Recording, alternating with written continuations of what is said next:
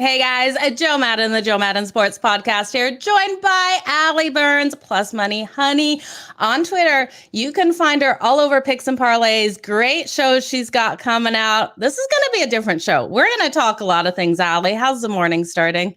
It's early, Joe, because I care for you and respect you. And so I woke up an hour and a half earlier than I normally do, but it's all right. You're getting me trained for, school starting again. So it's a little early in my day, but feeling good, feeling good. You guys had a dramatic night there in Vegas. What the heck happened with that storm? It's Vegas, it's one of those places where you don't really realize your windshield wipers don't work until it starts to rain and you need them.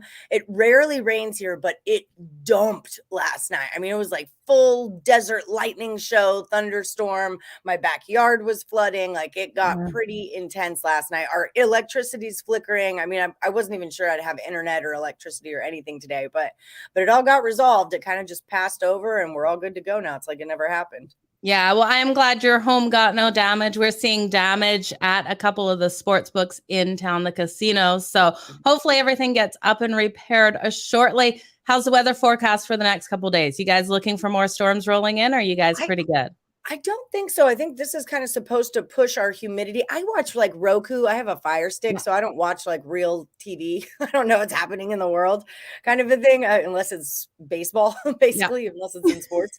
But I think what I remember my mother saying was that like this is going to push all the humidity out and we should be okay. So I'm going to a concert tonight, so I need it to be nice weather. I need it to be nice. What concert's rolling through Vegas? Leon Bridges. He's my guy. Ooh, that is going to be a lot of fun, Allie. I'm excited for you for that. Yep. Thank you. Okay. So we were talking off air, you guys, and now I want to address this. Allie, you were laughing how people kind of say it's not a real job. Like, this is what you do. Tell us how that conversation went down. And then I'm going to tell you about something I heard through the pipelines of what people are saying about me.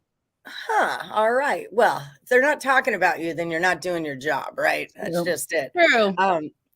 But it's my guy is a worker guy. He works in a body shop and he's like sweating and lifting and doing man things all day. And he made a comment like that. I don't have a real job because I bet on sports and sell baseball cards for a living. And that's my job. And I'm like, dude, do you not realize like I'm up every day? I've got 3 shows that I do every day, not to mention free picks, not to mention special guest appearances, not to mention my card sales, plus handicapping all the sports that go into that. The preparation involved for each one of those shows is its own thing. So it's a real job, people. It's not easy. It's not easy at all. And we do it from our homes. Like I don't go anywhere to go to work, which I feel like is detrimental to my own self. Absolutely.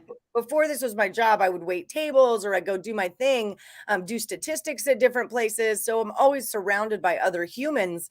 And now we just talk to each other through these, and 3 or 4 days will go by and I realize I really haven't left my house unless it's to, take the kid to practice but like socialization that can get wear on your brain. Also, it's important to keep your brain muscles loose. And sometimes I miss out on that a little bit just from being sequestered into my home. Yeah, I completely agree. And I think a lot of people don't realize how much work and effort we put into looking into these games. I don't know about you, Allie. I'm pretty sure you're not like throwing a dart to pick your games. Like there's so much work. There's so much research. How many hours do you think you spend a day researching games? I would say definitely 2 hours a night is pretty much like that's my jumping off point to go through the lines. And sometimes I'll get some overnight bets in. Sometimes I'll jot a couple things down.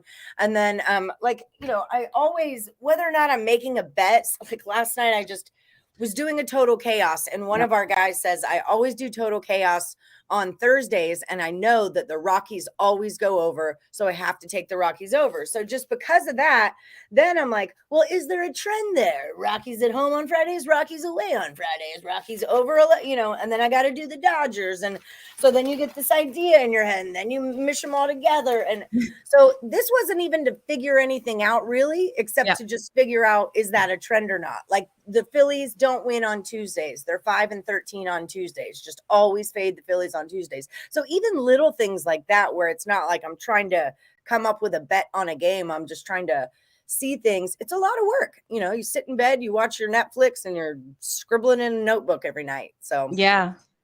Absolutely. I love that you have your notebook too. This is my notebook. It's just, you get full, right? Yep. And you go through notebook and people don't realize that. And it's a daily grind. What days do we get off? Like realistically, Christmas Eve. Christmas Eve. So normally one game on Christmas Eve, right? Yeah. It's Christmas Day is NBA typically. Because Christmas Eve is what reignited my Russian table tennis thing that I do. Like I have a gift with betting on Russian table tennis. And last Christmas Eve, Detroit Lenny and the twins were like, "We have nothing to bet on. Allie, give us some table tennis." And I whipped it open, and then it started this I went on a little run of it, and so Christmas Eve. Okay, so you're telling me tail you for Russian table tennis. I've never bet table tennis. I went 42-18 in that Handy Capitan contest that we had. So it's like a weird gift I have. It's just reading lines. That's all it is. I mean, I've never even watched Russian table tennis. I examine the lines and see where there's spots based on how they're matched up against, like, this guy plays this guy and this guy plays this guy. But when they play each other, who would the favorite be based on their other stuff? It's just a thing I do. I don't know. I love it. When does it get started, Allie? It's year round. And the funny thing is, there's also Czech Republic has table tennis too in the betting app. I can't do the same thing with Czech Republic. It's only Russian table tennis that I can. But there should be no difference, really. If the way I'm doing it's the way I'm doing it, there shouldn't be a difference within the countries, but there is for whatever reason. So, anything else unique like that you are betting? I bet tennis. I wouldn't say it's as unique, but I bet regular tennis. I bet soccer. I'll bet NASCAR from time to time. So, I mean, if there's action, I pretty much want some of it if I can find value on it. And, I've got a person who's got a good lean or a good angle. I like finding angles. I'm really into finding angles. Absolutely. Diving into those numbers, you do it so well. So I have to tell you what I heard from my daughter. So this mother that is my daughter's best friend's mother told my daughter that there is no way that I can make a living at this, and I must have an OnlyFans account. Lovely, right? Thanks. Left me support. Girl power. Yeah, total girl power there. I couldn't believe it. And she's like, "Yeah, that's what I think your mother does." So now she told my daughter that. That's absolutely mind-blowing that a woman would do that. How old is your daughter? 16. Oh my goodness. What did your daughter do? I would have gone fist to cuffs. I don't know. They were out camping. This was a conversation around the campfire. This is what she thinks of me. So my daughter's stuck out camping with no cell service. Oh my hearing this of her mother. And I was like, wow. Just unbelievable. Cool. It's mind-blowing. Here's the thing, best friend's mom, we do make a living out of this, and that's just it, And I will say this though, before I got hired with Picks and Parlays and I was just betting on sports, that was a situation where you put money into an account, and then at the end of the month, whenever my account would double up, I would take out the half that doubled up and I'd pay a bill with it because it was really a form of income to me, 150 here, 200 here. Now I get paid to talk about it. So my bankroll isn't a source of income for me in the way that it used to be, but it allows me to play around more. It allows me to experiment. I'm not so protective of the bankroll. Like if this goes down, I've lost a bunch of money. So I do enjoy the freedom of it. But yes, people, we make a living out of this, whether it's betting on sports or talking about sports or getting other people to talk about sports. This is real life. I don't have another job. This is my job. Absolutely. You don't have another job. OnlyFans for you either, Allie, is what I am hearing here. No. Yeah, I think us women need to stop being our own worst enemies in this world altogether, Allie. It's sad to see. We've got lots of baseball today. Anything that you're liking looking at the card yet? I know it's early. I had like 3 really good days in a row, doggy days, like nice cash days. Yesterday was kind of a skid for me. I did cash on your Pirates run line though, so thank you for that. Nice. I was right that the Cubs were a trap, but I bet on them anyway, because I was following the trend. I said, if they lose, they lose. It is what it is. Like I'm following the trend of cash so many times. Mariners are kind of owned by the Astros. Cubs are kind of owned by the Giants, and both of those things played out last night how we thought they would.